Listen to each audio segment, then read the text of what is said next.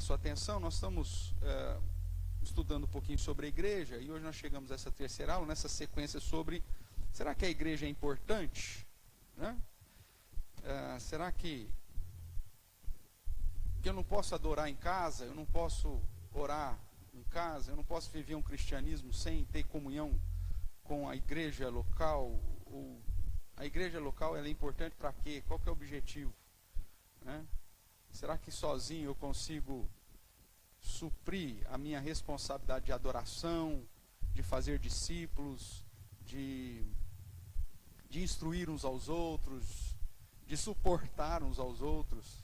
Porque a igreja tem isso também, né? De nos ensinar a lidar uns com os outros. Cada um com a sua característica, com a sua inclinação, em patamares diferentes de conhecimento bíblico. Isso faz parte também do nosso treinamento, né? Aprender a lidar uns com os outros. Nós já começamos a tratar sobre isso há algumas semanas, então só vou pontuar aqui os pontos que já tratamos na nossa classe. A primeira questão que nós perguntamos é: será que Jesus quis ter uma igreja? Estava nos planos de Jesus ter uma igreja? E aí nós vemos que durante o ministério terreno dele, ele já trata com os seus discípulos como sendo igreja. Ele traz o ensinamento, por exemplo, quando Pedro faz aquela declaração que ele é o Cristo, né, que Jesus é o Cristo, o Filho do Deus vivo. Jesus então olha, sobre isso eu vou fundamentar a minha igreja, né? E a ação do inferno não prevalecerá, as portas do inferno não prevalecerão contra a minha igreja. Nós vemos quando ele trata de como eu devo perdoar o meu irmão, ele tratando de igreja. Ele fala: se o seu irmão pecou contra ti, vai, conversa com ele. Se ele se arrependeu, ótimo, ganhaste o irmão. Se não se arrependeu, leva 2, 3 testemunhas. Se ele ainda continuar, né, na prática e ali duramente não se arrepende, então traze-o a... O que é o ensinamento lá? O açougue. Vou te dar 3 opções. O irmão não perdoou, você foi, não perdoou, aí levou testemunha, não perdoou, aí Jesus diz: traga aí 3 opções: padaria, açougue ou igreja. O que vocês acham? Traz a igreja, não é isso? Traz a igreja. E ele coloca um peso sobre a igreja, no sentido de que aquilo que a igreja ligar ou desligar, ele fala: eu assino embaixo. Onde estiverem 2 ou 3 reunidos, eu estou com você. E a ideia aqui dos 2 ou 3 reunidos não é para reunião de oração, né, que a gente sempre tem falado. É muito comum, a gente marca a reunião de oração, vem 2, 3 pessoas, aí o cara que está dirigindo, né, para tentar motivar os 2, 3 que vieram: meu irmão, mas o Senhor disse que onde tiver 2 ou 3 reunidos, o Senhor estaria conosco. Não, o Senhor está conosco se estiver sozinho. Quando ele fala que onde estiverem 2 ou 3 reunidos, eu estou convosco, ele está falando no contexto da disciplina. A igreja reunida, o conselho, a liderança da igreja reunida para disciplinar alguém e decidiu por disciplina, Jesus está falando: olha, eu referendo isso, tá? Então veja, Jesus no seu ministério terreno, ele deixa claro que ele já trata os seus discípulos como igreja. E a própria revelação do Novo Testamento, referindo-se ao Antigo Testamento, trata o Antigo Testamento também como igreja, a congregação do deserto, a assembleia do deserto. Ou seja, a ideia de que na visão de Deus, o plano de ter o povo congregado em igrejas é o padrão. Quando nós vemos o início da obra missionária, né, para alcançar os povos após a ascensão de Cristo, nós vemos justamente o apóstolo Paulo e todos os demais apóstolos saindo para pregar, os próprios crentes saindo e por onde iam evangelizando. E aí nós vemos depois o apóstolo Paulo, de um modo bem didático e estratégico, colocando Tito, Timóteo e tantos outros em determinados lugares, com o objetivo claro de formar liderança e instituir igrejas.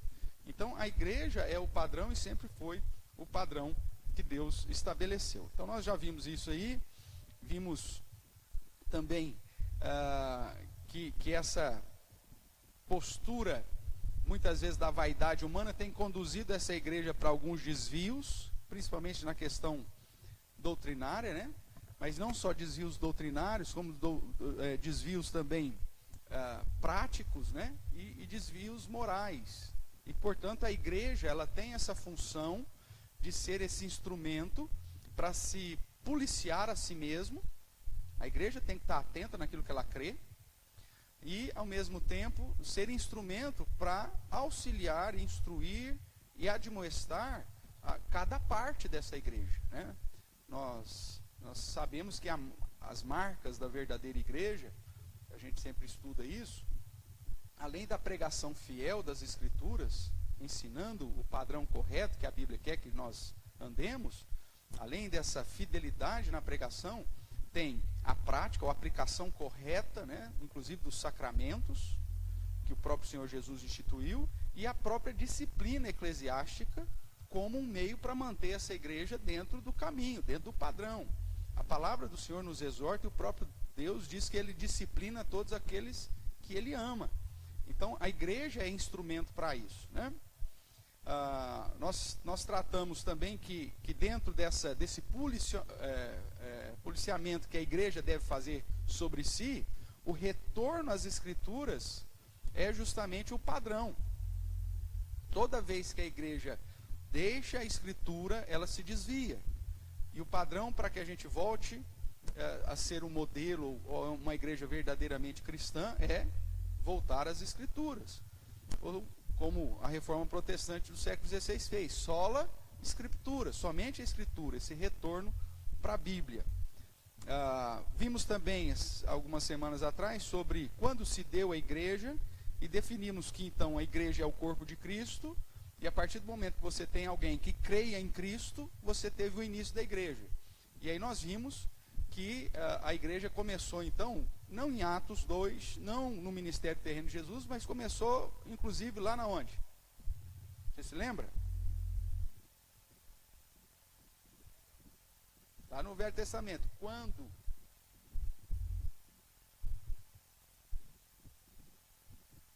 Meu Deus. A igreja é o corpo de Cristo. O corpo de Cristo é a reunião de todos aqueles que creem em quem?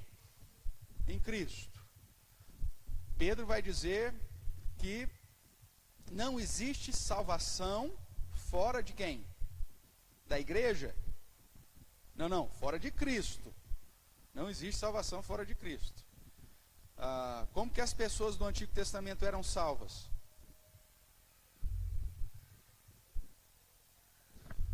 Crendo na promessa do Messias, ou crendo na promessa do Cristo. Se não existe salvação fora de Cristo, é uma questão simplesmente temporal. Quem viveu antes de Cristo foi salvo porque creu que Cristo viria.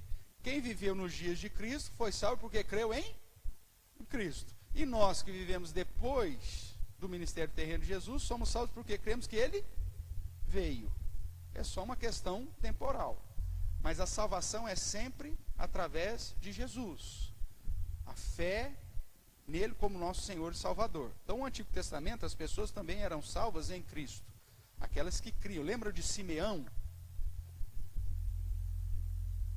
Simeão, no templo, quando Jesus veio ser apresentado para cumprir a lei, né, com 30 dias, e Simeão então pega o bebezinho no colo e fala: Senhor, o Senhor cumpriu a tua promessa com o teu servo. Teu Espírito me disse que eu viria a tua salvação e eu estou vendo. Pode me recolher agora, porque o Senhor já cumpriu a promessa comigo. Veja, Simeão é um exemplo de um crente do Antigo Testamento que estava aguardando a vinda do Messias. Então, a igreja, como é a formação, ou é formada por todos aqueles que creem em Cristo, não importa o período que nós estamos falando.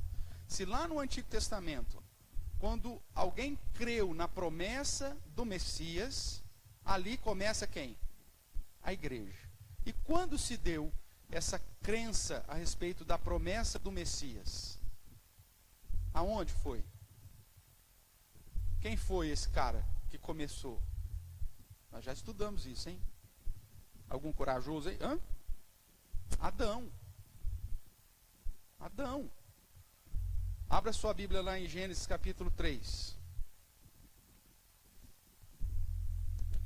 Pastor, por que é importante saber quando a igreja começa? Já vou te falar isso daqui a pouquinho.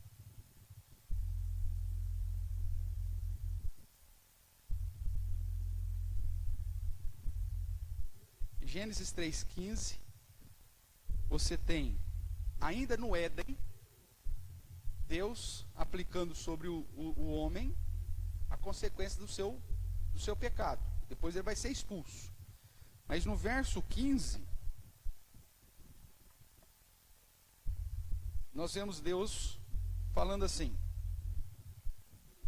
com a serpente: porém inimizade entre ti, serpente, e a mulher, entre ti, Satanás, e a mulher, entre a tua descendência e entre a descendência de Satanás, vamos dizer assim, e o seu descendente, o descendente da mulher. Este, ou seja, o descendente da mulher, te ferirá a cabeça, e tu lhe ferirás o calcanhar. Aqui nós temos aquilo que Van Groningen chama de proto-evangelho. É a primeira promessa a respeito de salvação, onde o descendente da mulher venceria as obras de Satanás. Tudo bem? Nós sabemos hoje que pela progressão da revelação, que quem é esse descendente da mulher? Jesus. Por isso ele nasce da virgem, nasce da mulher. Há uma progressão na revelação, mas aqui já no Éden, nós temos a promessa do Messias. É a primeira promessa a respeito do Messias, o descendente da mulher. Depois, com a progressão da revelação, a gente sabe que ele vai nascer em Belém, a gente sabe que ele vai nascer de uma virgem, que ele era da tribo de Judá, porque ele tinha que ser descendente de Davi. Com o progresso da revelação, outros detalhes vão sendo apresentados sobre o Messias. Mas que ele sofreria e morreria na cruz, tudo isso é revelado depois. Mas aqui nós já temos a primeira promessa. Se Adão e Eva creram nessa promessa, eles creram em quem? No Messias. E se eles creram no Messias, então começa o quê? O corpo de Cristo, consequentemente, a igreja. E pastor, nós sabemos se eles creram? Há um indício grande, né, sobre isso, que é no capítulo 4, dá uma olhadinha aí no capítulo 4, onde nós vemos assim: coabitou o homem com Eva, sua mulher, esta concebeu e deu à luz a Caim, então disse, olha a expressão de Eva quando ela dá à luz a Caim: adquiri um varão com o auxílio de quem? Do Senhor. Veja, ela deixou de ser crente? Não. Essa expressão no hebraico, algumas exegeses nos apontam para o fato que talvez essa expressão é como se ela dissesse assim: adquiri um varão do Senhor. E a ideia é que ela, pelo menos inicialmente, cria que Caim já era o descendente. Ela pensou que já ia ser redimida no primeiro filho. Infelizmente não era. Muito pelo contrário, a Bíblia diz que Caim era mau, o seu coração era mau. Na progressão da revelação, nós chegamos lá em 1 João, e 1 João nos diz que Caim teve inveja de Abel justamente porque ele era do maligno, ele era mau. Mas no momento que ele nasce, a mãe, nessa expressão de fé, olha, adquirir um varão com auxílio do Senhor, ou um varão do Senhor. E outro indício que aponta para a crença de Adão e Eva é a sequência. Que o verso 2 vai dizer: depois deu à luz a Abel, seu irmão. Abel foi pastor de ovelhas e Caim lavrador. Aconteceu que no fim de uns tempos, trouxe Caim do fruto da terra o quê? Uma oferta a quem? Olha, quem que ensinou esse menino que ele tinha que, no fim de uns tempos, ou de tempos em tempos, trazer uma oferta ao Senhor? Quem que você acha que ensinou para Caim e para Abel essa postura? Os pais, só tinha Adão e Eva. E se eles ensinaram os filhos a apresentar uma oferta ao Senhor, por que eles fizeram isso? Porque eles acreditaram e tinham fé em Deus e na promessa de Deus de que um dos seus descendentes pisaria a cabeça da serpente. Então a igreja começa a partir do momento que alguém crê no Messias. dentro dessa perspectiva bíblica. Então ele começa no Éden ainda, quando eles creram, antes mesmo de serem lançados fora, e depois, quando é aplicado a pena sobre eles, são lançados fora do jardim, eles continuam crendo e aguardando o cumprimento da promessa. E aí vem a questão, pastor, por que isso é importante? Isso é importante, irmãos, saber que a igreja começa lá com os nossos primeiros pais, porque tudo o que aconteceu durante o período dos patriarcas já aconteceu dentro de um contexto do quê? De igreja. A circuncisão foi um sinal dado a Abraão dentro de um contexto de igreja, tanto que todos que crescem receberiam aquele sinal. O fato de Abraão procurar Melquisedeque para adorar o Deus Altíssimo e receber o pão e vinho e deu o dízimo para Melquisedeque, lá em Gênesis 14, isso aconteceu dentro de um contexto de igreja. Então, entender que hoje o batismo substitui a circuncisão, por uma questão de símbolo, é entender que a circuncisão foi aplicada como sinal para a igreja.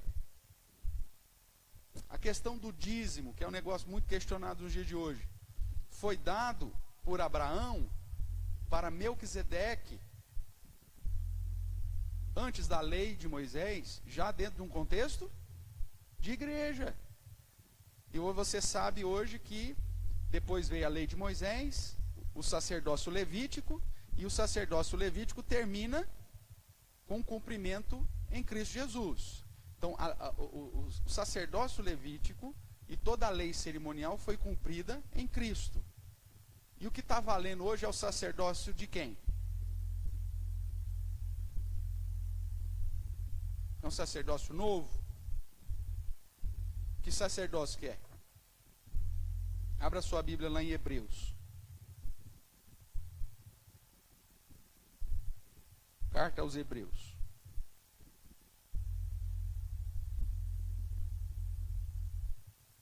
Poderia passar a palavra hoje aí para o meu assistente, né? Porque ele teve essa aula hoje, eu podia dar essa aula já, né? Ou não? É. Eu não tivemos essa aula essa semana? Ah, então tá bom. Quer dar aula? Você, no meu lugar não. Não, então tá bom.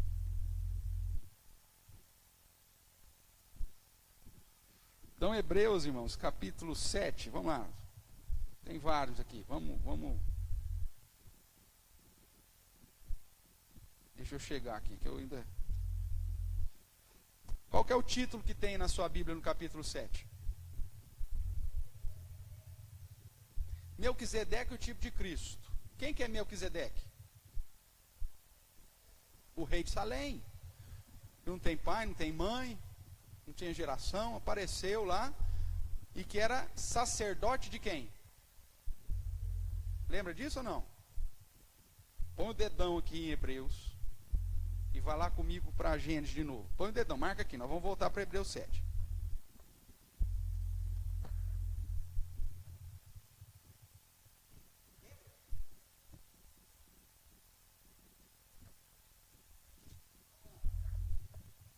Está vendo que você tem que trazer as crianças na escola dominical? Porque quando ela chegar na sua idade, ela sabe tudo isso aqui. É sério. Eu tive que ralar porque eu nunca fui à escola dominical. Mas para as crianças, dentro do currículo, não é isso, Miriam? Tem lá Gênesis, ela vai estudar todos esses personagens. Então é por aí. Mas vamos lá, irmãos. Ó, no capítulo 14, você tem a guerra dos 4 reis contra 5. E aí você tem Ló sendo levado cativo, Abraão tendo que ir lá salvar o seu sobrinho. E no verso 18 do capítulo 14, o que diz aí? Qual que é o nome que aparece aí? Melquisedeque. Opa!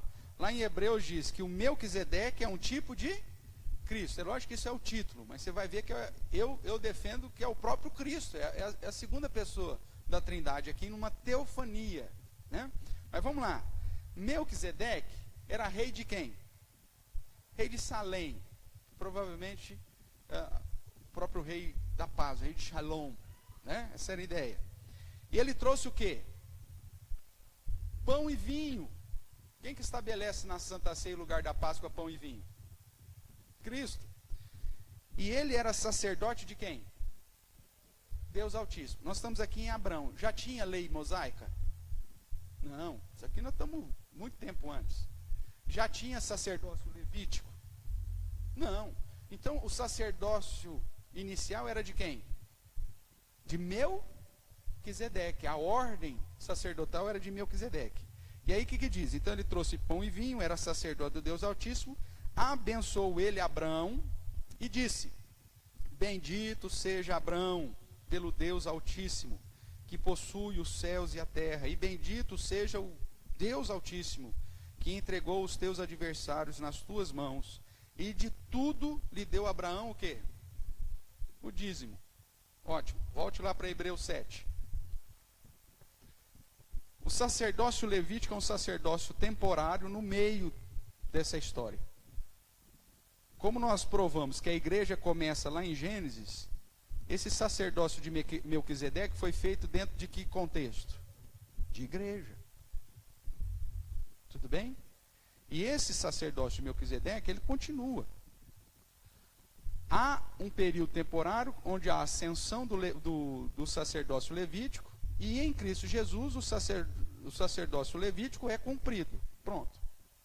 Mas a linha de Melquisedeque continua.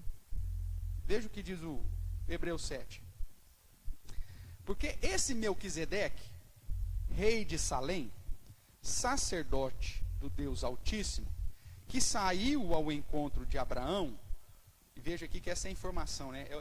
É o sacerdócio que vai até Abraão, que saiu ao encontro de Abraão, quando voltava da matança dos reis, e o abençoou, para a qual também Abraão separou o dízimo de tudo. Primeiramente se interpreta rei de justiça, depois também o rei de Salém, ou seja, rei de paz, sem pai, sem mãe, sem genealogia, que não teve princípio de dias, nem fim de existência. Entretanto, feito semelhante ao Filho de Deus, permanece. O que ele permanece?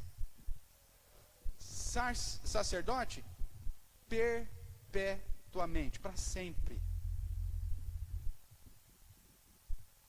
Por isso que Jesus é sacerdote da linha e da ordem de Melquisedeque. Jesus não veio da tribo de Levi, ele é da tribo de Judá. Mas ele é o próprio Filho de Deus, esse Melquisedeque. Sem pai nem mãe, sem genealogia, sem princípio de dias, sem fim de dias. Porque aponta para esse Melquisedeque, que foi ao encontro de Abraão, abençoou, deu pão e vinho para o cara, e recebeu o dízimo dele, que era uma manifestação da segunda pessoa da Trindade. Nós já estudamos isso quando falamos de revelação. O primeiro tipo de revelação que Deus dava era a chamada teofania, onde ele assumia uma forma conhecida temporariamente para se revelar aos homens. Fazia isso através da nuvem, fazia isso através da sarça ardente e fazia isso através da figura humana. O próprio Abraão foi alvo dessas manifestações teofânicas de Deus em vários momentos. Quando 3 anjos aparecem para ele lá, ele faz um churrasco. Lembra dessa história? 3 anjos aparecem para Abraão, e aí ele faz um churrasquinho, com coalhada. Lembra disso ou não? Tal. E aí o anjo chega para ele e fala: ó, daqui a 1 ano você vai ser pai. Ali é uma manifestação teofânica. Depois aqueles homens somem, nunca mais ninguém os vê. Melquisedeque é uma manifestação teofânica, é o próprio Cristo, né? Só que não encarnado, o Cristo nessa manifestação teofânica, a segunda pessoa da Trindade, que sem pai nem mãe, sem genealogia, sem começo de dias e sem fim, aparece, vai até Abraão, abençoa Abraão, recebe o dízimo, inicia o sacerdócio da ordem dele, de Melquisedeque, rei de justiça e rei de paz, e depois, some. Jesus é dessa linhagem. E é por isso que hoje, se você for seguindo aqui, né,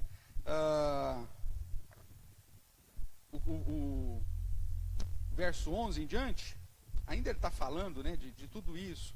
Ele vai falar, ó, no capítulo 7 ainda, verso 4, qual que é o título que deu? O título aqui já nos dá um indicativo. O sacerdócio de Cristo é superior ao levítico, porque o de Cristo é segundo a ordem de Melquisedeque. Tá? Aí depois no verso 11, qual que é o título que deram aí para você? O sacerdócio levítico teve fim, mas o de Cristo é eterno, porque o de Cristo não é da tribo de Levi, mas é da ordem de Melquisedeque.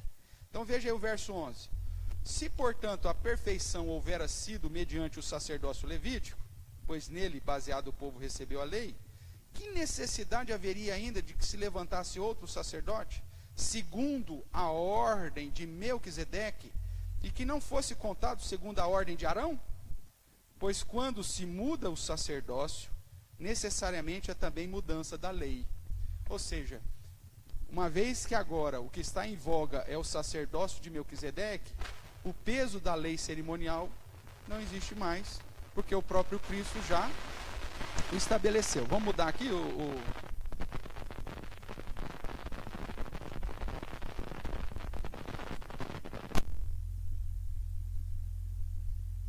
Alô, som? Ótimo. Então, irmãos, dentro dessa perspectiva da ordem de Melquisedeque, ele assume agora o sacerdócio. Por isso que Cristo é sacerdote segundo a ordem de Melquisedeque. E aí ele continua dizendo aqui, ó, verso 13. Porque aquele a quem são ditas essas coisas pertence a outra tribo, da qual ninguém prestou serviço no altar. Da tribo de Judá você não tinha sacerdote. O sacerdote vinha da tribo de Levi. Pois é evidente que nosso Senhor procedeu de Judá, tribo a qual Moisés nunca atribuiu sacerdotes. E isto ainda muito mais evidente quando a semelhança de Melquisedeque se levanta outro sacerdote, constituído não conforme a lei de mandamento carnal, mas segundo o poder de vida indissolúvel. Portanto, se testifica, tu és sacerdote para sempre, segundo a ordem de Melquisedeque. A ideia, então, irmãos, é que Jesus é o único e perfeito sumo sacerdote, e por isso que vem aqui, desdobra-se, né, para mais uma doutrina, que é a doutrina do sacerdócio universal dos crentes, onde, segundo a ordem de Melquisedeque, Jesus é o sumo sacerdote que adentrou ao templo celeste para justamente ser o nosso justificador, e todos os crentes em Cristo são o quê? Sacerdotes. E é por isso que você não precisa da figura sacerdotal levítica para fazer expiação pelo seu pecado, porque o sacerdote Jesus, segundo a ordem de Melquisedeque, já fez esse sacrifício de uma vez por todas.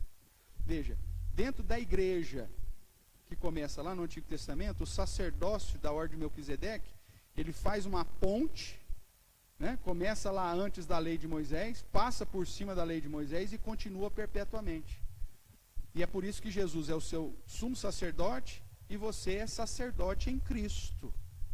Então tudo que aconteceu lá com os patriarcas, circuncisão, dízimo, tudo que está relacionado às questões das leis perpétuas, mesmo que durante a lei de Moisés, no sacerdócio levítico, tenha sido absorvido pelo sacerdócio levítico e termina em Cristo, mas continuou em vigor, porque a ordem de Melquisedeque permanece em Cristo Jesus. Então tudo aquilo que estava lá nos patriarcas foi realizado dentro de um contexto de igreja. E isso influencia a nós hoje. Por que nós aplicamos o sinal da aliança, que foi mudado o sinal para o batismo, inclusive sobre as crianças? Porque dentro da igreja do Antigo Testamento, quando se estabeleceu o primeiro sinal da aliança, que era a circuncisão, as crianças também recebiam, os meninos recebiam. Então hoje a gente continua, porque muda-se o sinal, aplica-se agora sobre homem e mulher, não há mais distinção, diz o apóstolo Paulo, mas como é a mesma igreja, e o sacerdócio de Melquisedeque está valendo para tudo isso, então a gente continua aplicando o mesmo entendimento.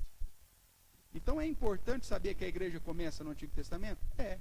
Porque senão você vai desprezar tudo que aconteceu no Antigo Testamento e pensar que a igreja refere somente ao Novo Testamento. Não. Atos 2 para frente é o amadurecimento da igreja, porque é a entrada do gentio dentro da igreja. Nós fomos agregados a essa oliveira. Mas a oliveira foi plantada onde? Lá no Antigo Testamento, lá com Adão e Eva. Lá com os patriarcas. Tudo bem? Beleza. Então nós vimos isso. E pautado nessa situação de que agora somos uma só oliveira, somos só um povo, eu quero ainda chamar a sua atenção para Gálatas.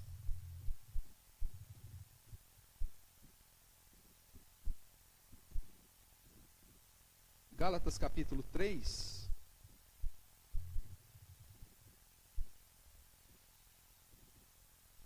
Gálatas capítulo 3, verso 29.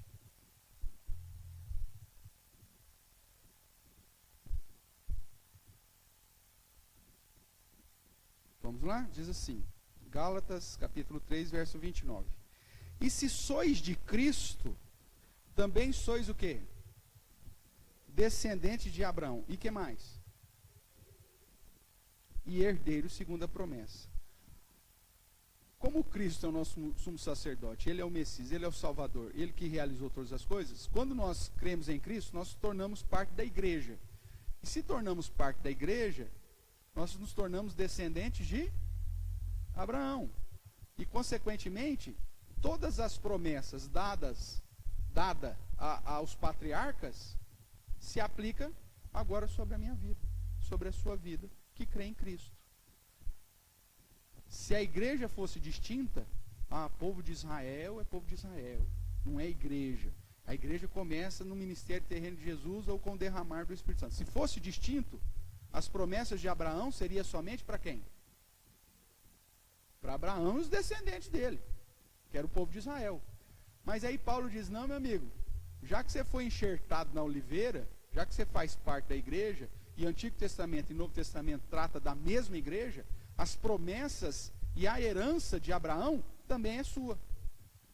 Por isso, Israel de Deus hoje, não é somente os descendentes carnais de Abraão, ou os judeus, mas todos os crentes em Cristo Jesus.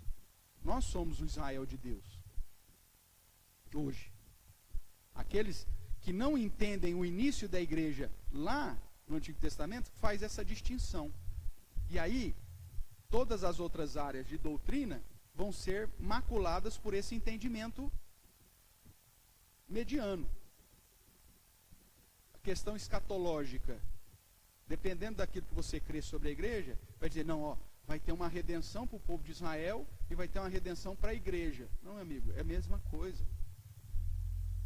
Jesus vai ter que vir reinar em Jerusalém 1000 anos. Não, meu amigo, não, porque ele prometeu isso para o povo de Israel. Ele já cumpriu em Cristo, cara.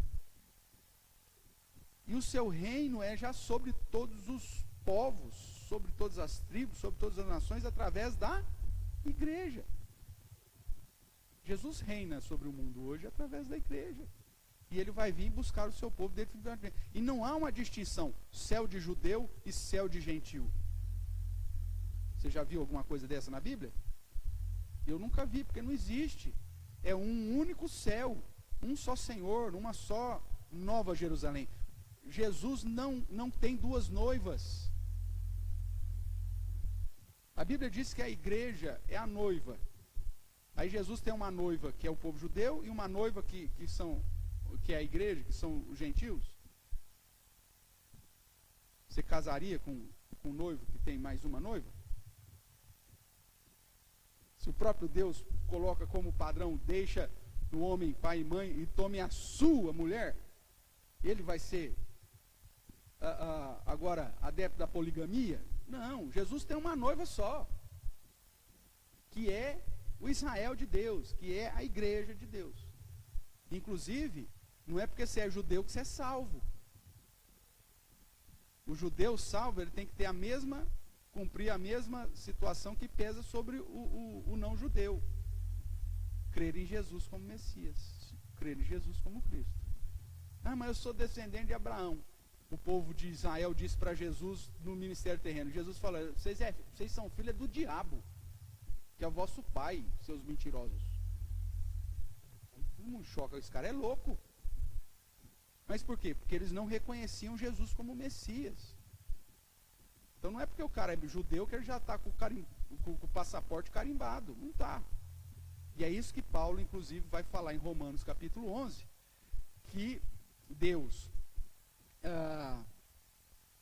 deixou de lado os judeus que desprezaram a Cristo, para que a salvação desses não fosse pelo mérito de guardar a lei, mesmo porque eles são incapazes de guardar a lei, porque eles pecam, mas para que a eleição e a graça salve o povo de Israel, o povo judeu, da mesma forma que a graça e a eleição salvam o não judeu.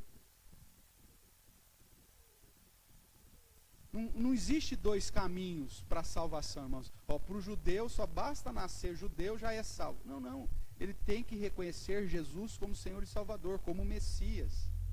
Da mesma forma que qualquer gentil tem que fazer. O judeu que não reconhece Jesus como Messias e não se entrega a Ele, arrependendo dos seus pecados e crendo em Jesus como aquele que veio, morreu e ressuscitou para nos salvar, não é porque ele é judeu que ele vai para o céu, ele vai para o inferno. Porque não existe salvação fora de Jesus. Esse é o ponto. Então veja, irmãos, a ideia é entender que a igreja é uma só, e que por isso, todos os ensinamentos do Antigo Testamento e promessas para Abraão recaem sobre todos os crentes hoje. E portanto, a tarefa dessa igreja é anunciar o Messias, anunciar o Cristo, anunciar o Salvador para todo mundo. E é isso que nós vamos, de certa forma, deslanchar um pouquinho hoje aqui. Qual que é a tarefa desta igreja? Sempre foi.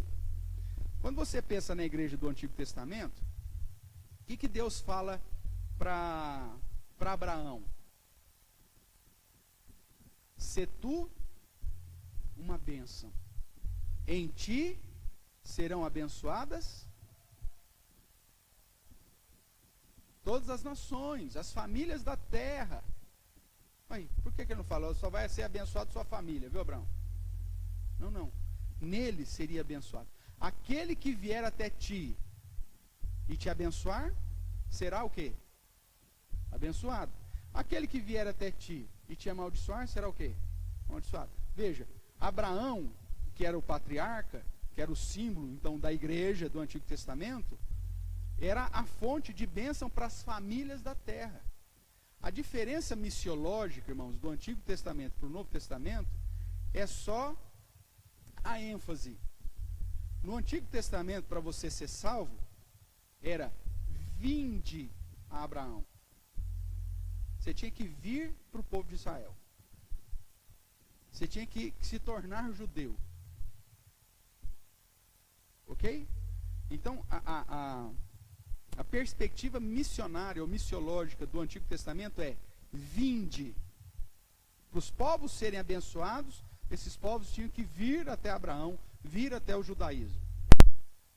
Com Jesus, há uma mudança na perspectiva missiológica. Agora não é mais vinde. Qual que é a perspectiva?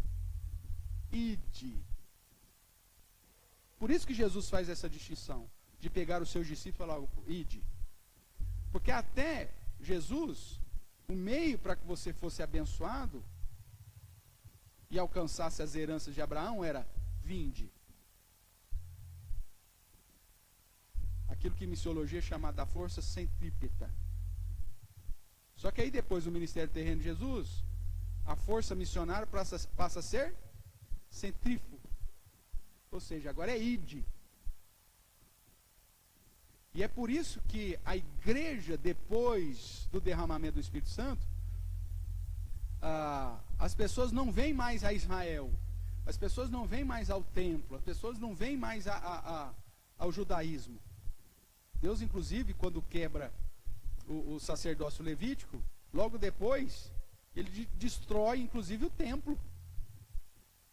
Porque como Jesus diz no seu ministério terreno para a mulher samaritana, Deus é espírito, importa que seus adoradores o adorem em espírito e em verdade. E não é no templo de Jerusalém, não é no Monte da Samaria, mas em qualquer lugar. E aí então começa a mudar a atuação da igreja, mas é a igreja. No Antigo Testamento, a igreja, para salvar as pessoas, recebia as pessoas. Agora, ela envia. Ide. O problema é que quando a igreja de hoje, que já está debaixo dessa nova perspectiva missionária, quer viver como se fosse Israel. Ah, pastor, a igreja está aí, ó, portas abertas. Quem quiser, vem. Não. Dentro da tarefa da igreja agora, para os nossos dias, é a igreja que tem que ir. Ide e pregai o evangelho a toda criatura. Ela vai continuar tendo aqui um lugar para reunir aqueles que são alcançados lá fora, para adorar, para crescer, para aprender, para viver a vida fraternal, instruindo, abençoando. Mas o objetivo dela é sempre ir. Ontem nós tivemos um curso aqui sobre evangelismo, começamos, um grupo de evangelismo,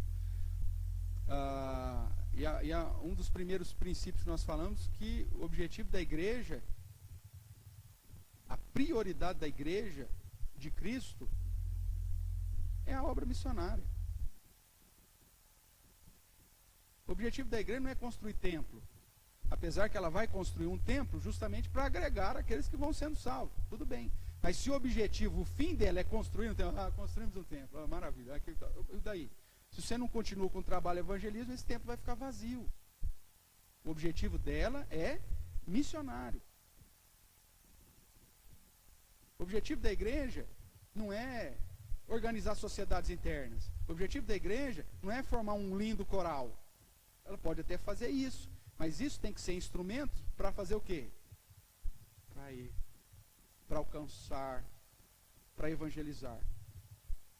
Então, a tarefa da igreja, de todo sempre foi acolher os salvos.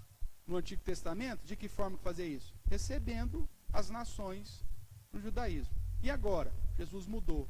Agora é ide. Agora é pregando. Agora é fazendo discípulos. Essa é a missão. Então nós temos aí Mateus capítulo 28, que é o texto da grande comissão, onde Jesus olha para os seus discípulos e diz, olha, vocês precisam fazer discípulos. Essa é a sua missão, irmãos. Fazer discípulos. Agora, como que se faz discípulo? Vamos dar uma olhadinha lá? Mateus capítulo 28, verso 18.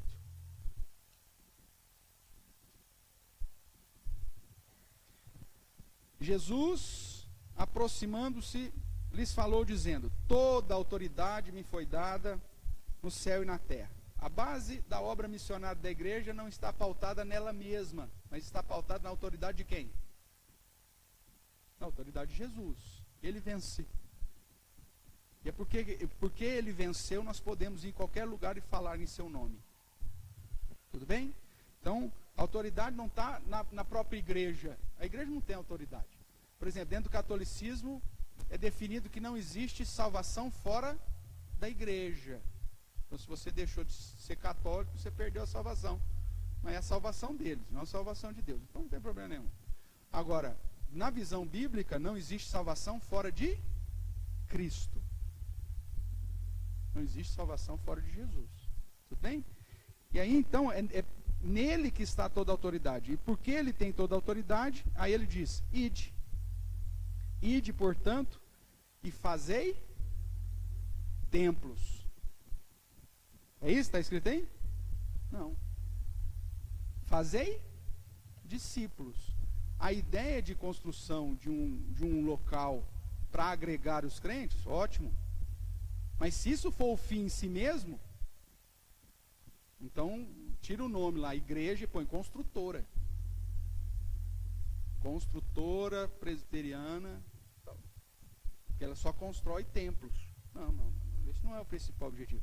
Vai fazer? Vai. Vai construir? Sim. Por quê? Porque é importante para ter um local para você agregar os crentes, ensinar, para reunir, para adorar, tal. Mas esse não é o fim. Não, pastor, nós queremos só ter um grupinho nosso aqui, tal, é tão gostoso. Quando vem gente nova convertida, vem cheio de pecado ainda, cheio de mazela, uns costumes loucos. Ai, pastor, aí dá aquela balada na igreja, né? Às vezes vem com os filhos rebelde, pastor. Aí o senhor vai pôr na mesma classe dos meus filhos. Não, pastor, faz o seguinte, ó, mantém o grupinho aqui. Aí isso, tira o nome igreja e põe clube. Onde você compra o título remido, que é seu, da sua família, linda, bonitinha, perfeita. E aí você não deixa ninguém entrar mais, porque você tem o título? Não, não tem, então tá fora. Então tira o nome igreja e põe clube. A igreja não é isso. A igreja vai estar sempre nesse processo, irmãos, e recebendo pessoas novas, cheio de mazelas, cheio de problemas, cheio de dificuldades. E a tarefa dela, porque o objetivo dela é fazer discípulos. Agora, como que se faz discípulo? Aí nós temos aqui a estratégia que o próprio Jesus diz, né? Talvez a tradução do id aí, ela nos engane, mas provavelmente você já ouviu algum estudo nesse sentido, que diz que o ideal seria indo. São 3 gerúndios. É que no grego nós não temos essa ideia, né? Mas você tem aquela ideia de continuidade que no português fica fácil com o gerúndio, que é indo, batizando e ensinando. Então aqui é a estratégia para você fazer discípulo. Como que você faz discípulo? Você indo. Você tem que ir até ele, cara. Você tem que falar de Jesus para ele. Se a igreja ficar fechadinha só entre ela não vai falar de Jesus para ninguém. Então, para fazer discípulo, você tem que ir. E eu costumo dizer, você precisa ir no quarto do seu filho, você precisa ir na casa do seu sogro, você precisa ir no seu vizinho, você precisa ir no colégio, você precisa ir no clube, você precisa ir para outros países, outras cidades. Para fazer discípulos, você precisa ir. Missões é movimento. Ah, pastor, mas agora tem a internet, olha, eu mando mensagem na internet, tal, não precisa. Essa é uma estratégia, mas não exclui a necessidade de ir. Aí indo, para onde, pastor? Para todos os lugares, todas as nações. Fazendo o que mais? Batizando. O que está embutido nesse termo, ou nesse gerúndio batizando? É a ideia de fazer discípulo. Você vai mostrar para ela o porquê que ela tem que entrar em comunhão com Deus. E o terceiro gerúndio, no verso 20, ensinando-os a guardar o quê? Todas as coisas que vos tenho ordenado. É o evangelho integral, completo, total. Você só vai ensinar aquilo que a pessoa quer conhecer? Não, você vai ensinar tudo. É o todo.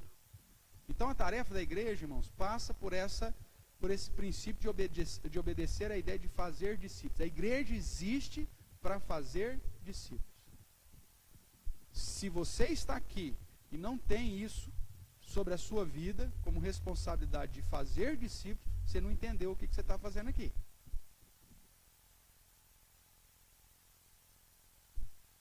Jesus pagou um alto preço pela sua vida, te lavou, te purificou, te deu gratuitamente a salvação, e a ordem que ele te dá é: proclame as virtudes daquele que te tirou das trevas e te trouxe para a sua maravilhosa luz.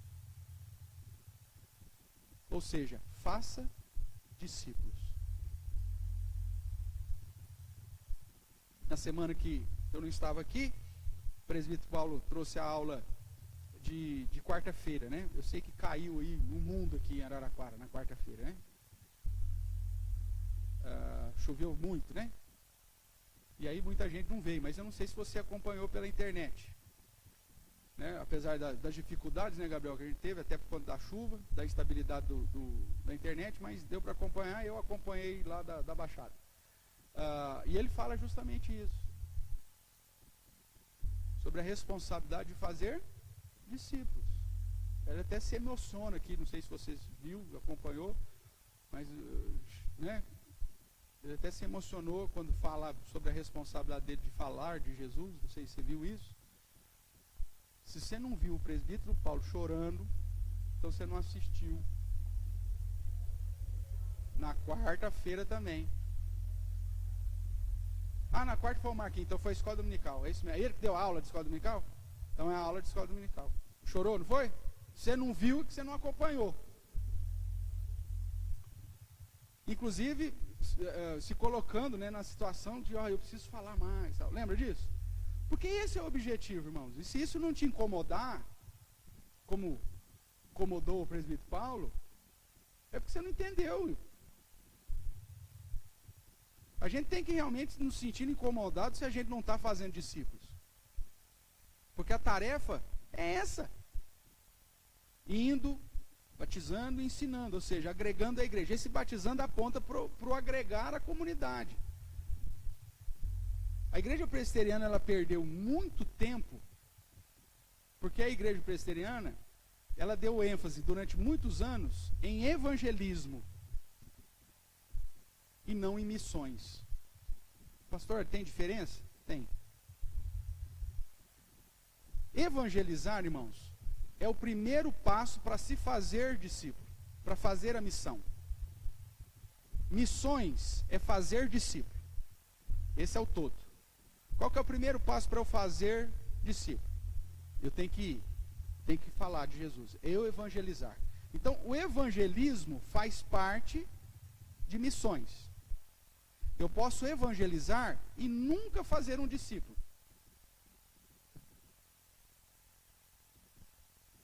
Qual que era o problema da igreja presbiteriana? A igreja presbiteriana evangelizava. Ela ia para as praças, ela ia para não sei o quê, ia para os parques, fazia evento evangelístico, e aí apresentava Jesus como Cristo. E aí falava para as pessoas, você se converteu? Procura uma igreja mais perto da sua casa. Está fazendo missões? Está fazendo discípulo? Não, ela só está evangelizando.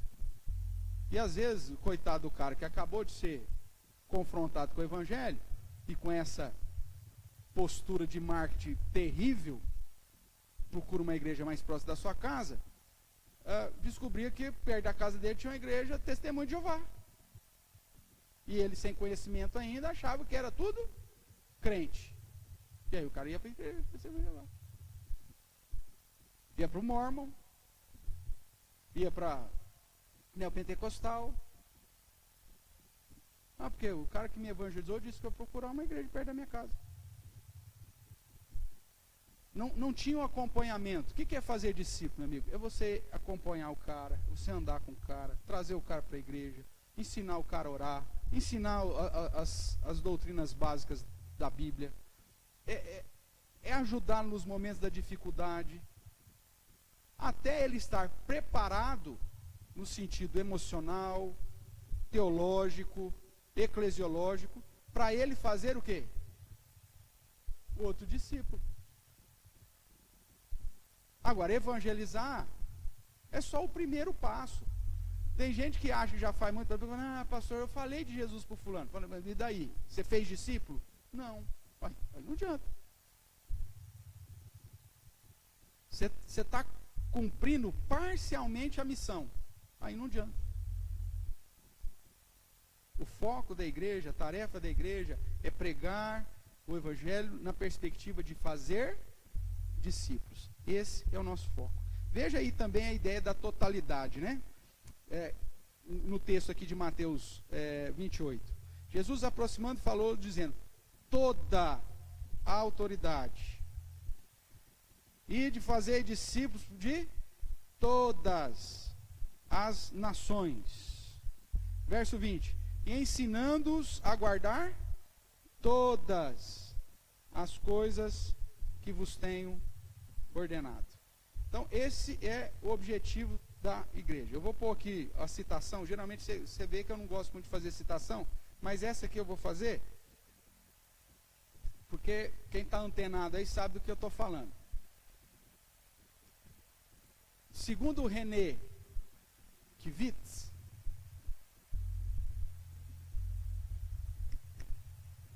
lá atrás, ele diz no livro Quebrando Paradigmas, isso deve ser 1995, tal.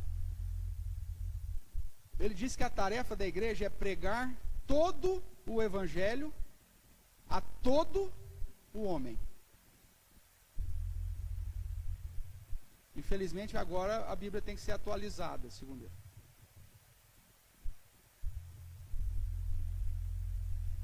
Meu amigo, veja como que as coisas são.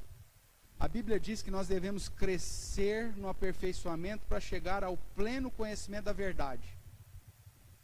A vida do crente é uma crescente no conhecimento das Escrituras.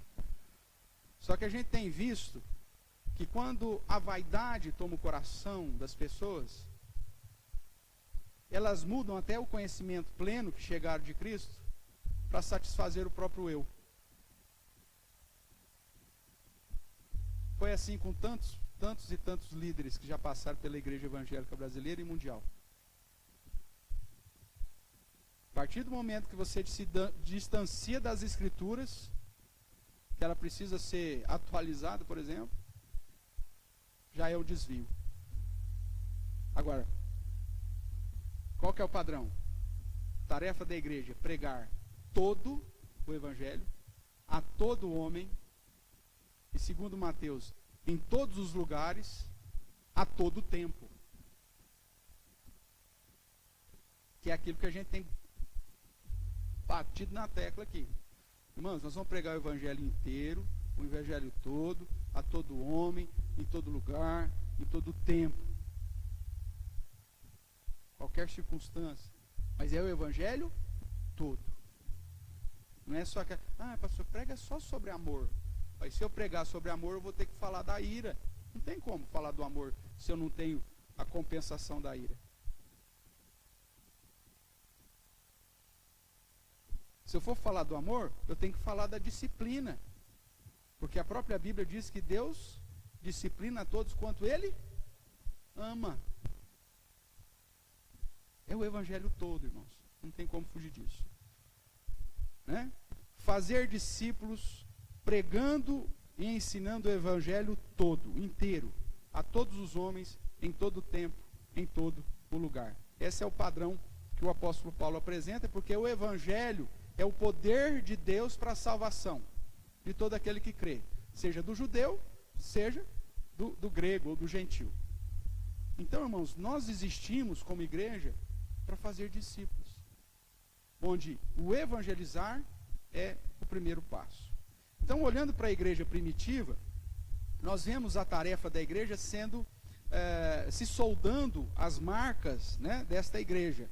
Uma pregação fiel, administração fiel dos sacramentos e da disciplina eclesiástica. Nós temos aí vários textos que apontam para isso. Vamos dar uma olhadinha aqui em Atos 2.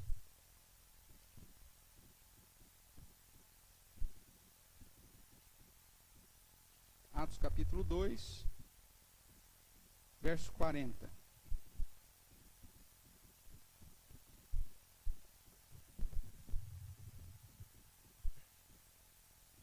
Atos 2,40 vai dizer: com muitas outras palavras, deu testemunho e exortava-os, dizendo: salvai-vos desta geração perversa.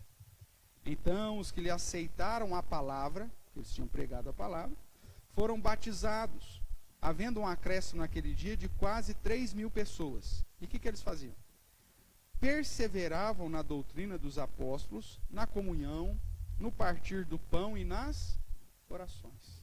Vou parar aqui um pouquinho. Ontem nós falávamos no curso de evangelismo que uma das características de uma igreja estagnada e de uma igreja rumo à morte é quando ela despreza tais princípios. Você tem que olhar para essa igreja e ver como que é o ensino dessa igreja.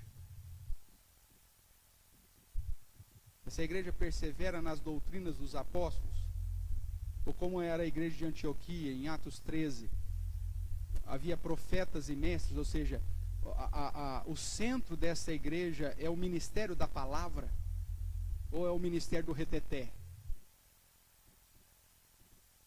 O centro dessa igreja é o ministério da palavra ou a postura de manutenção social? Não importa o seu pecado, o importante é que você está aqui. O ministério dessa igreja é centrado nas Escrituras, ou o foco dela é manipular a sua culpa, a sua vergonha, o seu medo para tirar dinheiro de você? Por que as igrejas hoje não tratam mais de disciplina? Porque elas querem pessoas culpadas dentro da igreja. Porque pessoas culpadas dentro da igreja pagam o preço para se sentir menos culpado. É fácil manipular o coração do culpado. Se está em adultério mesmo, não tem problema não. Continua vindo na igreja. E outra, na hora que a gente fizer uma campanha aqui, na hora que a gente fizer uma oferta aqui, você para se sentir melhor com Deus, Senhor, eu estou adulterando, mas eu estou também contribuindo. Então a igreja hoje, ela quer que você continue na culpa, no medo e na vergonha, porque dessa forma ela te manipula. Ou é uma igreja centrada no Evangelho, perseverante nas doutrinas ou na sã doutrina? Você tem que olhar. Se uma igreja não está perseverando, não tem o centro no ministério da palavra, essa é uma igreja morta. Mesmo que ela esteja pulsando e saindo gente pelo ladrão. Pode estar cheio de gente dentro da igreja. Mas se não está centrado no ministério da palavra, é uma igreja morta. É aquilo que Jesus fala. Vocês acham que estão fazendo muita coisa, mas vocês são mortos. Para uma das igrejas lá de Apocalipse. Mortos. O que mais? Na comunhão, no partir do pão, ou seja, uma igreja viva, dentro do padrão que Deus estabelece, é uma igreja que gera fraternidade, uns com os outros e todos com Deus. Essa comunhão horizontal e ao mesmo tempo essa comunhão vertical. Uma igreja que não te conduz para essa fraternidade. Hoje você vai nessas megas igrejas, ninguém sabe nem quem está do lado. O pastor não conhece as pessoas pelo nome.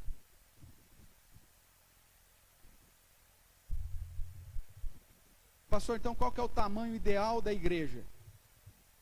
Depende do pastor. Presta atenção nisso que eu vou te dizer. Pastor, qual que é o tamanho ideal da igreja? Depende do pastor. Como assim? Depende da minha capacidade de saber gravar o seu nome. Saber quem você é. Para eu poder orar por você às noites. A partir do momento que nós tivermos uma comunidade que eu não consiga mais identificar quem é quem, está na hora dessa igreja dividir em duas.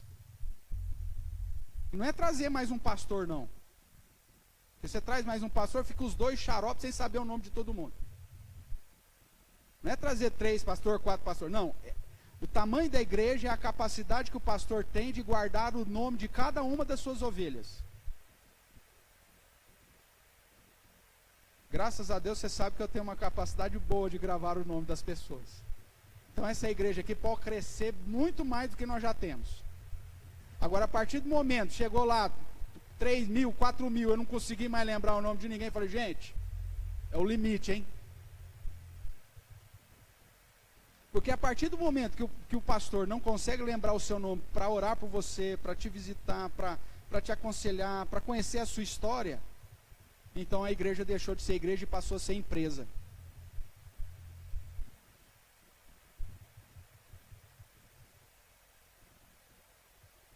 Onde você é apenas um número. E a igreja de Cristo é a igreja onde a comunhão, o partir do pão é a essência. A tarefa da igreja é essa. E como minha tarefa, minha função pastoral, eu preciso inclusive gerar entre vocês essa mesma fraternidade. Por isso que eu peço, vamos fazer aí, nós vamos orar por família. Não, mas eu não conheço essa família. Principalmente por isso você tem que orar por ela. Convidar para ela ir lá na sua casa um dia desse. Eu te dei essa tarefa no começo do ano. Você tem um ano para fazer isso, lembra disso? Você está conhecendo. Essa fraternidade, essa comunhão é essencial. A igreja que não tem isso, irmãos, passa a ser qualquer outra coisa, menos igreja. O que mais? Perseveramos na doutrina dos apóstolos, na comunhão, no partir do pão e nas orações. Você sabe que essa é uma das maiores brigas que eu tenho com vocês, né? E não é oração individual, irmãos. Eles perseveravam nas orações, significava que eles estavam juntos, orando juntos. Uma igreja que não tem uma vida de oração fraternal, conjunta, comunitária, ela está enfadada à desgraça.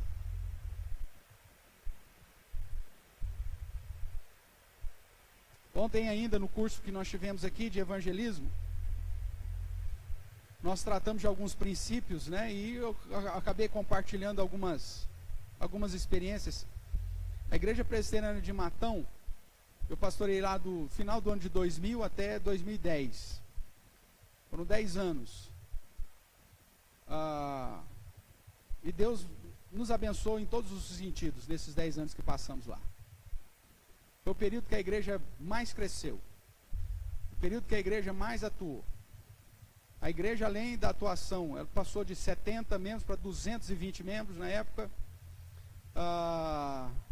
Ela tinha atuação em ação social. Nós tínhamos a Apresbem, que era uma associação que tratava de socorro aos pobres, aos necessitados. A gente tinha curso profissionalizante, a gente tinha curso de alfabetização de adultos, a gente tinha curso de padaria, a gente tinha curso de técnica em conserto de computadores, de corte e costura, atendimento a moradores de rua, dava banho nos caras, dava comida para os caras, corte de cabelo, e tinha ainda o apoio jurídico para refazer documentação, tal. Isso tudo dentro da igreja.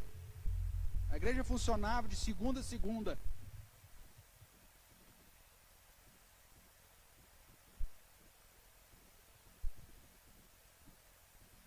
E aí você fala, o que sustentou tudo isso, pastor? Vocês tinham muito dinheiro? Não, quando eu peguei a Igreja Presbiteriana de Matão, ela não tinha dinheiro para me pagar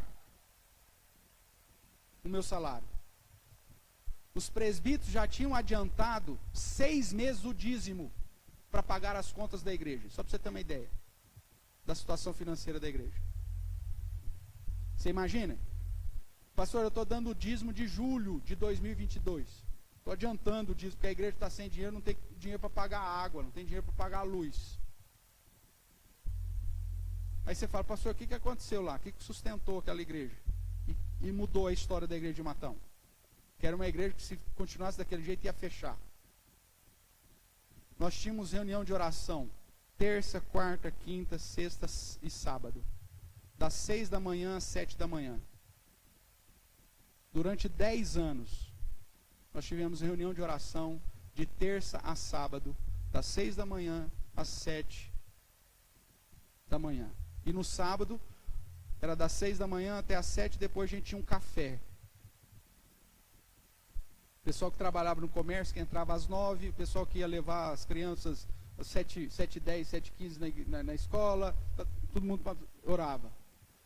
Tá certo que durante muitos anos a gente tinha lá 10 pessoas só. Mas a vida de oração daquela igreja mudou a história dela.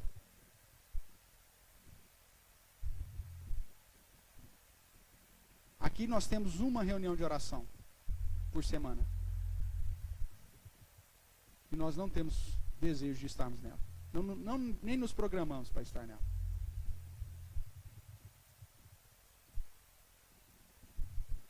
Durante um bom tempo eu ainda tinha marcado a reunião de oração sábado. Vim aqui vários sábados, eu sozinho, às vezes eu e o Roberto. Eu e o diácono Roberto. Chegávamos mais cedo, fazia oração, na época que ainda estava reformando isso aqui. Irmãos, uma igreja que não tem vida de oração, conjunta. Ah, pastor, mas eu oro tanto em casa. Ótimo, irmãos. Então você já está acostumado a orar? Vem orar, perseverar em oração na igreja. Uma igreja que não está firmada na palavra, que não está firmada na comunhão, e que não está firmada nas orações, irmãos. Pode ser qualquer coisa, menos igreja. Nós não vamos cumprir com a missão de fazer discípulos se nós não tivermos comunhão com o dono da igreja. se nós não estivermos atentos à instrução do dono da igreja.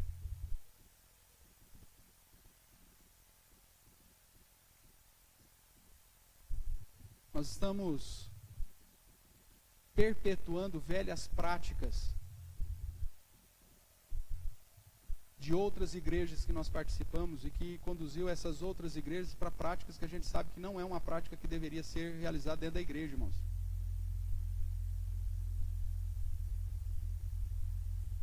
A gente está com a mesma religiosidade que se via em outros lugares, ou que se vê em outros lugares.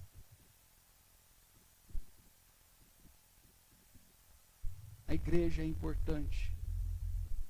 E é importante para o seu crescimento espiritual, é importante para a manutenção da sua família, para te auxiliar na criação dos seus filhos, para gerar uma descendência santa, formar famílias santas, de jovens crentes, casando com jovens crentes, formando famílias do padrão que se espera.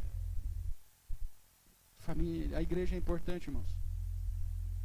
Mas não para ser um evento, não para ser uma atividade na semana, mas para ser vivida como igreja, como corpo de Cristo.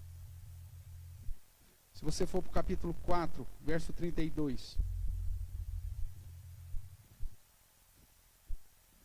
Ainda aqui no capítulo 2, 40, cada alma havia temor, né? Essa ideia do medo, do temor a Deus. Capítulo 4, verso 32. Da multidão dos que creram, era o coração e a alma, comunhão. Ninguém considerava exclusivamente sua, nenhuma das coisas que possuía, tudo, porém, lhes era comum. Da onde vem o radical para comunhão. Com grande poder, os apóstolos davam testemunho da ressurreição de Jesus Cristo, ensino, sã doutrina. E todos eles havia abundante graça,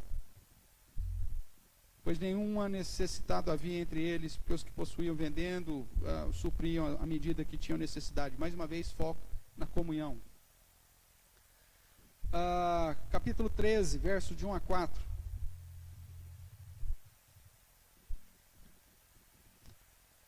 Atos capítulo 13. Havia na igreja de Antioquia profetas e mestres, pregadores e professores. Tá? Não confunda aqui com a ideia de dons carismáticos. Profetas eram aqueles que pregavam, mestres eram aqueles que ensinavam. Foco da igreja no ministério da palavra. Barnabé, Simeão, por sobrenome Níger, Lúcio de Cirene, Manaém, Colasso de Herodes, o tetrarca, e Saulo. Presta atenção agora. E servindo eles ao Senhor e fazendo o quê? Jejuando. Disse o Espírito Santo: separai-me agora, Barnabé, Saulo, para a obra que os tenho chamado. Então fazendo o quê? Jejuando. E que mais? E orando. E impondo sobre eles as mãos, os enviaram ou os despediram. Comunhão, sã doutrina, consagração por meio do jejum e da oração. Irmãos, eis a receita que a Bíblia traz para que a igreja seja muito mais do que só um grupo reunido e passe a ser de fato o corpo de Cristo. Como pastor, é isso que eu desejo ver na Igreja Presbiteriana Reformada de Araraquara. Essa é a minha oração todos os dias. Uma igreja centrada nas Escrituras, defensora da sã doutrina, uma igreja que gere comunhão verdadeira entre uns e os outros e principalmente com Deus, e que seja conhecida pela consagração de vida através das orações e dos jejuns. Se nós tivermos esse tipo de prática como igreja, o Senhor irá acrescentando a cada dia os que vão sendo salvos. Ou seja, cumpriremos com a missão, cuja principal foco é fazer discípulos. Você faz parte dessa igreja. E não só dessa igreja. Se amanhã depois você mudar, for para qualquer outra cidade ou qualquer outro lugar, a igreja que você chega, você tem que chegar para ser esse discípulo lá. Dos jargões que eu tenho cunhado durante a vida pastoral, esse ano eu completei 25 anos de ministério, e esse ano, dos quais 22 anos como ordenado, né? Esse ano eu faço 26 anos de ministério pastoral e 22 de ordenação. Esses 25 anos, por toda a igreja que passei, não foram muitas, mas sempre o foco principal era: nós não queremos membros, nós não queremos sócios. Como igreja, o nosso desejo é ter discípulos. Porque foi para isso que o Senhor nos chamou, para fazer discípulos. É incrível que quando é sócio, você fala assim, você chega para a pessoa e fala: rapaz, precisa ir lá na minha igreja, cara. Nossa, tão gostoso, povo bom, cara. Tem uma turma lá boa. Tem uns tranqueiros no meio, mas olha, é minoria. Precisa ver, é um ambiente gostoso. A gente faz umas festas de vez em quando, tem um cafezinho lá. Rapaz, tem um ambiente gostoso, os meninos jogam ping-pong. Você está convidando quem? Você está convidando sócio, você está convidando membro. Agora, quando a sua conversa é o seguinte: você precisa ir lá, cara, para aprender o que Deus tem para nós. Para você se arrepender, cara, mudar de vida. Sua família está destruída, sua vida está sem rumo. Você precisa ir lá para ouvir as escrituras, cara. Aí você está convidando o cara para ser o quê? Discípulo. Essa é a diferença, irmãos. E é isso que a gente tem que buscar como discípulos de Cristo. Ninguém faz discípulo se não for discípulo. Você fazer discípulo para Cristo, você primeiro tem que ser um discípulo dele. Que Deus assim nos abençoe. Amém? Semana que vem a gente continua, hein? Ainda temos mais alguns pontos aqui para tratar da tarefa da igreja, onde nós vamos trabalhar com 4 palavras-chave para reforçar tudo aquilo que a gente tem dito até hoje. Alguma pergunta, irmãos? Alguma colocação? Você consegue ter maturidade para avaliar os pontos positivos da nossa igreja e os pontos negativos? Os pontos fortes e os pontos fracos?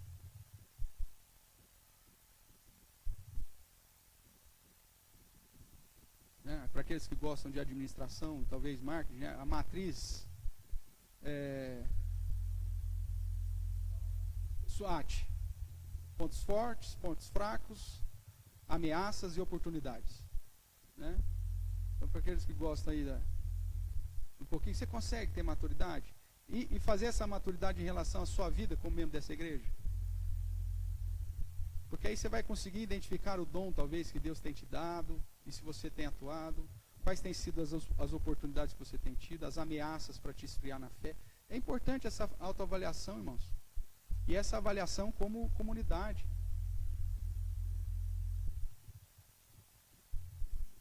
Porque pessoas vêm nos visitar e vão embora.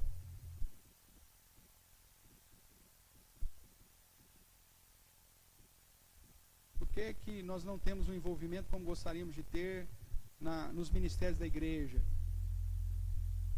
Por que nós não estamos nos envolvendo na perseverança das orações?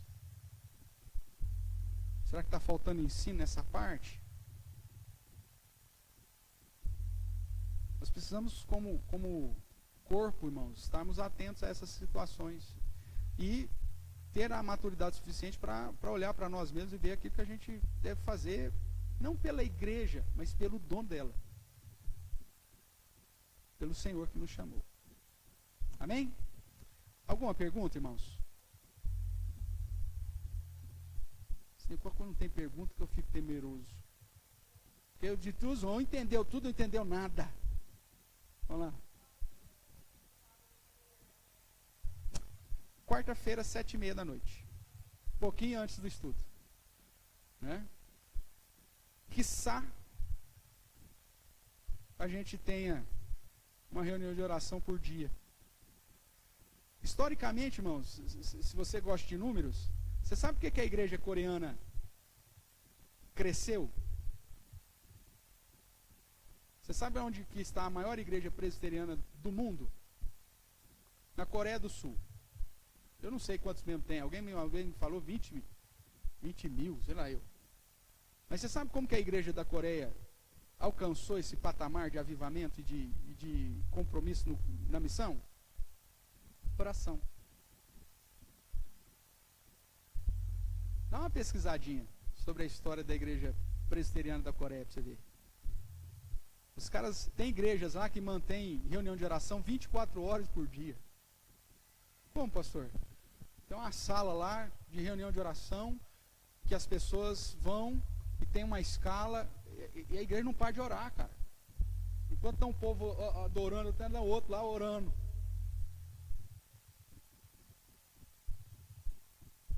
Se a oração não fosse importante, Deus não teria colocado isso como ordem para nós, irmãos. Orar sem cessar.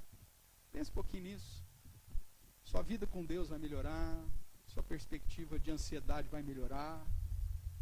Você pode ter certeza que vai mudar muito a perspectiva. E a igreja vai sentir os benefícios de quando ela inteira se prostrar para buscar a vontade do dono da igreja.